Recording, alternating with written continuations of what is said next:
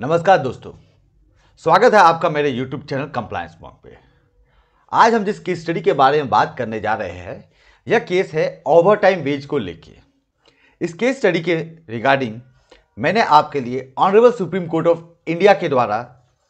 Municipal council of हाता versus Bhagat Singh year 1998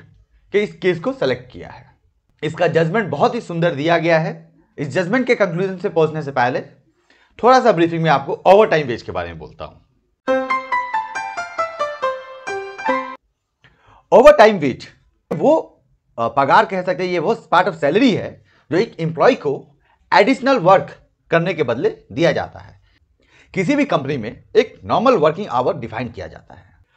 जो भी आपका प्रिस्क्राइब नॉर्मल वर्किंग आवर है, उसके बियॉन्ड अगर कोई एम्प्लॉय या वर्कर काम करता है तो उसे ओवर टाइम कहते हैं। और इस ओवर टाइम वर्किंग के लिए रिस्पेक्टिव एम्प्लॉय को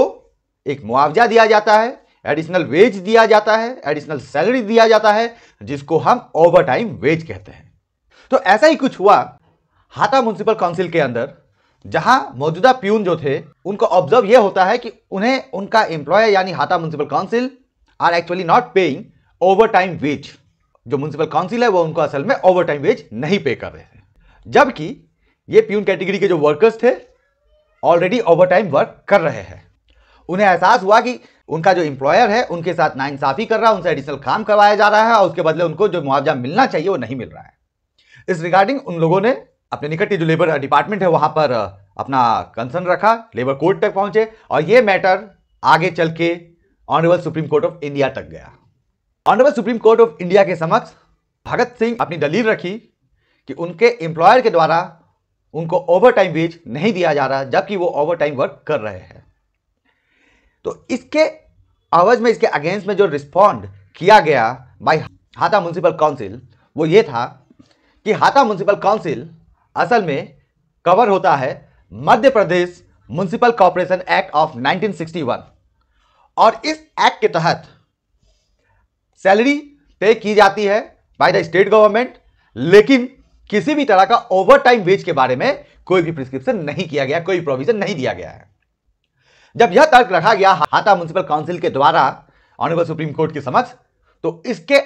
उत्तर में उन्होंने रिस्पॉन्स किया कि माना कि Madhya Pradesh municipal corporation act of 1961 के तहत ओवर टाइम वेज का कोई प्रोविजन नहीं है, तो क्या हुआ, हम फिर भी मिनिमम वेज एक्ट के तहत अंडर सेक्शन 14 में जो ओवर टाइम का प्रोविजन दिया गया है हम उसमें आते हैं और हमको ओवर टाइम मिलना चाहिए। जब यह तक रखा गया तो इसके अवज में पुनः हाता काउंसिल ने कहा कि उनके द्वारा जो एम्प्लॉय काम कर रहे हैं इस कैटेगरी में, ये सभी एम्प्लॉय को राज्य सरकार के द्वारा दिए गए न्यूनतम वेज, मिनिमम वेज से ज्यादा पगार मिलता है, यानी ज्यादा सैलरी मिलता है, ज्यादा वेज मिलता है जो भी राज्य सरकार ने प्रिस्क्राइब किया है। सिंस उनकी अर्निंग जो है, उनका मंथली वेज जो है, जो ग्रॉस सैलरी है, वो मिनिमम वेज के नोटिफिकेशन रेट से ज्यादा है,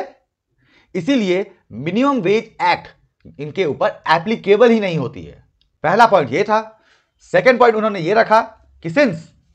section 14 of minimum wage act में यह बहुत ही क्लियरली लिखा हुआ है कि द एम्प्लॉइज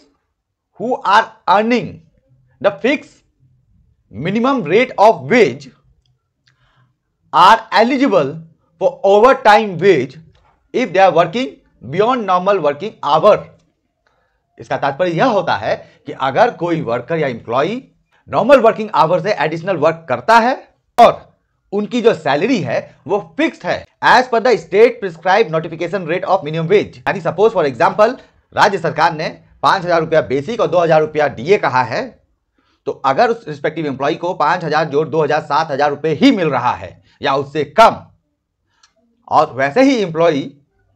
एडिशनल काम करते हैं, तो वैसे एम्प्लॉय को ही ओवर टाइम वेज दिया जाएगा। यह section 14 of minimum wage act में लिखा है। Honourable supreme court of India ने जब दोनों पक्षों की दलील सुनी तो उन्होंने भी फाइनली यही कंक्लूजन दिया कि अगर कोई employee better than notification rate,